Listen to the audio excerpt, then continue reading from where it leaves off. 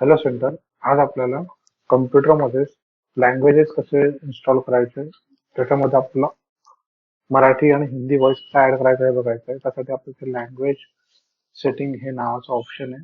Search मध्ये ते आपण टाईप करू आणि त्याच्यावर क्लिक करू. क्लिक केल्यानंतर तुमच्या समोर लँग्वेज सेटिंगचा ऑप्शन समोर येईल. याच्यामध्ये फक्त आपल्याला स्पीच याच्यावर क्लिक करायचं आहे, बाकी ऑप्शन्सवर क्लिक नाही करायचं आहे.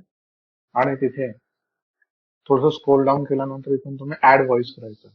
ऍड व्हॉइस मध्ये जाऊन तुम्हाला हिंदी, आता माझ्या कम्प्युटरमध्ये ऑलरेडी इन्स्टॉल्ड आहे हिंदी, तुम्हाला इथे ऍड व्हॉइस मध्ये जाऊन इथे हिंदी हे सर्च करायचं आणि त्याला इन्स्टॉल करावं लागेल. जसं आता इथे खूप साऱ्या त्यांनी लँग्वेजेस दिल्या आहेत, त्याच्यापैकी आपल्याला हिंदी लँग्वेज इन्स्टॉल करायची आहे.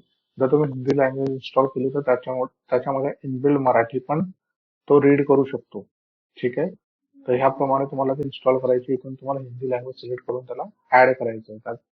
त्यावेळेस तुम्हाला इंटरनेट ऑन करावं लागेल आणि ही माझ्या कम्प्युटरमध्ये हिंदी लँग्वेज रीड करण्याची कॅपॅसिटी आता याच्यामध्ये इन्स्टॉल होऊन जाईल. जर तुमच्या मशीनमध्ये हे हिंदी इन्स्टॉल होत नसेल तर तुम्हाला विंडोज अपडेटचे काही सेटिंग्स चेक करावे लागतील.